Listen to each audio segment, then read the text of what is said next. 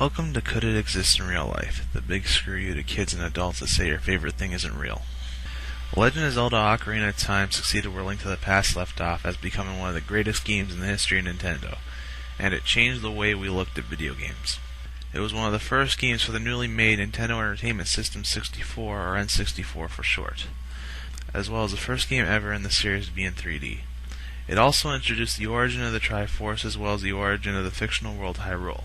Last but not least, it also became center point of the official Zelda timeline, inadvertently proving Doc Brown right.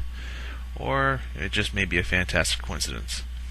As you recall my Link to the Past entry, I talked about a trailer that inspired me to play Legend of Zelda games. After searching, I finally found it, and it's just like how I remembered it. Old English narration subtitles, Link meeting Zelda, hints of things to come ending with Link stabbing the ground, causing a burst of light to appear, all with epic music in the background. It wasn't until I got a 64 of my own a few years back that I actually played the game, and I loved every minute of it. I found today the music that was playing was Rise of Doom from Conan the Barbarian. That made me respect the movie even more. The story starts out in a place called Kokiri Forest, where everyone listens to a giant tree with a face, cannot age past childhood, and you have your own fairy. Except one. Meet Link, the outcast of the group since he doesn't have a fairy yet, though that's because Mido and Fado have become jerks to him about it. His only friend was Saria, a green-haired girl who Mido has a crush on.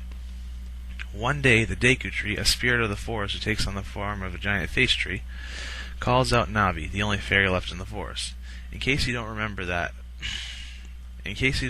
that is, let me give you a hint. Hello! Hey! Listen! Watch out! Yep, that's the one. Anywho, he tells her to seek Link out and partner up with him, for that the Degu tree needs him.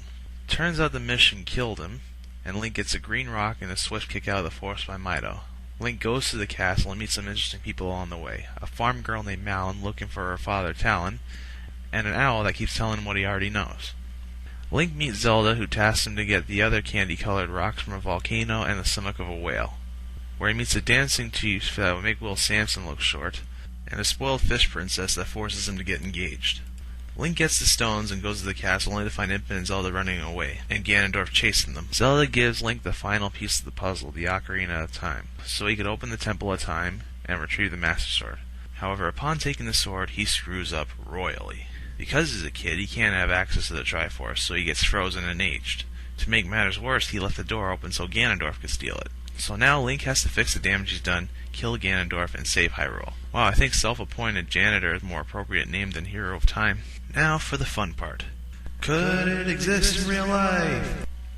Our first item is the Degu Nut, a nut that can blind people when thrown to the ground. Could it exist? Well, yes. There have been several powders and explosives that rather than incinerate would cause a blinding light to shield an escape or stun an enemy long enough for an open attack. It goes as far back as the mythical ninjas, who had used distractions in order to cover their tracks and evade potential threats. The fire arrow is easy to make as it goes back as far as the bow and arrow has been invented. That's in a millennia, people. The ice arrow, all it is an arrow tip with dry ice rigged to it. And the light arrow is essentially the concept of the Degu Nut in arrow form, though unlike the one in the game, it does not drive out evil forces. The third item is the bomb chew, a wind-up car rigged with explosives. That unfortunately has been done also in both real life as well as many fictional mediums. I say unfortunately because there have been reports of terror activity involved with RC car rigged with explosives. I would have just avoided the subject altogether, but I didn't want it to be the elephant in the room. The fourth item is the Tunics. Now, I said before in Link to the Past that the Tunics reduce damage. Well, Ocarina took it further by making two specialty tunics. One was the Goron Genic, a red tunic designed to protect you from the intense heat of the lava coming from Death Mountain. Could this exist? Yes and no. There are suits that can protect you from heat emanating from lava, but not direct contact, and I will once again advise you not to test any on an active volcano. The next is the Zora suit, which is designed to help you breathe underwater. Could this exist? Yes, but I'll explain when I get to Twilight Princess. The last item is the Lens of Truth, a goggle-like item that can help you see through illusions. Could this exist? Yes and no. The concept is similar to a thermograph and an X-ray. However, they cannot see through illusions. Now, because this game involves time travel, there are a few tidbits thrown in here and there. One special mention goes to the magic beans. You purchase them, and you place them in a special soiling ground. Nothing happens, and you think you got ripped off. Next thing you know, you're in the future, and you look at the spots. They are now fully grown into a bush that can fly. While the flying part is impossible, this is by far the most realistic example of time travel. If it becomes possible, it could happen this way. How in real life? Well, when a tree seed is planted, it takes over at least 50 years to grow. So if one were to go 50 years into the future, they would find said tree as big as a house. Other tidbits include having to travel back and forth through time to awake the desert sage, or checking off the windmill guy. Also, like I said above, this game is the centerpiece of the official timeline. Every game made before and after this either takes place before and after Ocarina of Time.